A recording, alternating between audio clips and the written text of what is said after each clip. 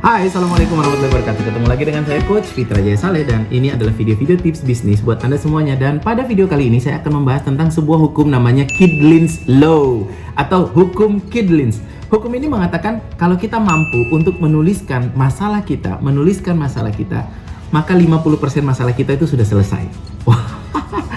Karena memang teman-teman semuanya, permasalahan kebanyakan orang saat ini dalam menyelesaikan masalah adalah mengidentifikasi masalah.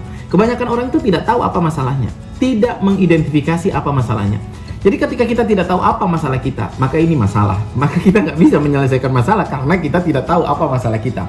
Maka Kydlin's Law adalah hukum yang mengajak kita untuk senantiasa berpikir apa yang harus kita lakukan, atau apa masalah kita, apa yang hari ini kita hadapi, apa kendala, apa masalah, apa problem yang hari ini kita hadapi. Saya menggunakan beberapa teknik untuk menyelesaikan masalah. Ada beberapa metode, misalnya fishbone. Metode fishbone itu adalah kita menguraikan masalah kita, lalu sebab-sebabnya apa. Atau yang paling sederhana, yang biasanya saya gunakan ada namanya issue tree. Issue tree adalah salah satu metode untuk menguraikan masalah kita.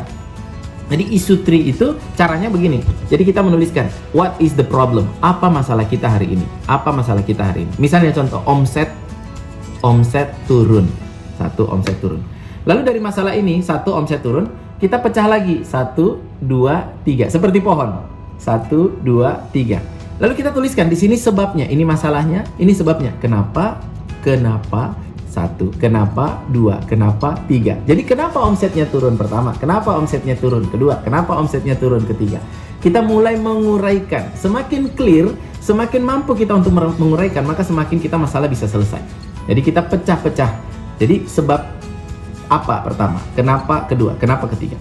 Lalu dari kenapa satu ini kita mulai uraikan lagi jadi 3 lagi. Seperti poin 1 jadi 3, 1 jadi 1 ini jadi 3 lagi. Jadi dari kenapa yang pertama, kenapa omsetnya turun, kita lihat apa yang harus dilakukan. What to do.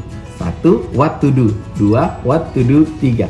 Sebab yang kedua, what to do. 1, what to do. 2, what to do. 3. Apa yang kita harus lakukan pertama, kedua, dan ketiga. Contoh, misalnya masalah omset menurun tadi. Sebabnya adalah tim kita nggak produktif. Sebab 1, kenapa tim kita nggak produktif. Lalu apa yang harus dilakukan? 1, 2, 3. Apa yang harus dilakukan? Kita ikutkan pelatihan A, kita ganti manajer, kita dampingi selama 6 bulan. Itu adalah apa yang harus kita lakukan. Nah, itu metodenya namanya issue tree. Lalu kita mulai melakukan, lalu apa yang harus kita lakukan itu masukkan ke dalam program kerja kita. Nah, itu cara kita untuk mengetahui dan mengidentifikasi masalah kita. Ada beberapa tools yang biasanya saya gunakan. Nah, tapi kadang-kadang kita juga buntu dan kita kadang-kadang juga bingung apa sih sebenarnya masalah kita. Nah, saya juga kadang-kadang bingung sebenarnya.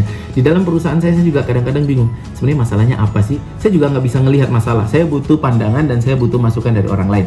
Maka biasanya saya membuat satu hari dalam 1 bulan.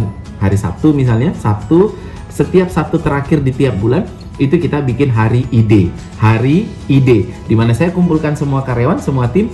Lalu saya minta mereka untuk menuliskan 5 masalah yang mereka rasakan hari ini. Lalu kemudian nanti setiap orang yang menuliskan paling bagus akan dikasih hadiah. Mungkin hadiahnya adalah pulsa 100.000 atau hadiahnya adalah logam mulia 1 kilo atau kita kasih hadiah apalah yang membuat karyawan itu susah. Dan keputusan siapa yang menang, karyawan yang menang itu 100% di tangan juri. Tidak boleh diganggu gugat. Jadi kita kasih hadiah. Dan dari situ kita akan mendapatkan banyak sekali insight, banyak sekali wawasan, banyak sekali masalah kita sebenarnya. Dan para karyawan-karyawan atau tim kita akan menuliskan satu persatu apa masalah yang saat ini sedang terjadi. Kurang ini, kelebihan itu, harus melakukan ini, jangan melakukan itu. Dan itu akan memberikan kepada kita para pemimpin banyak sekali PR untuk mengambil keputusan untuk menyelesaikan masalah-masalah itu. Nah, teman-teman semuanya, cobalah tips ini untuk menguraikan semua masalah-masalah yang kita punya, lalu cari solusi. Kydlin's Law mengatakan bahwa setiap masalah yang kita tuliskan itu sudah 50% menyelesaikan masalah kita. Karena kita mampu mengidentifikasi masalah kita. Ayo kita selesaikan masalah-masalah kita naik level yuk.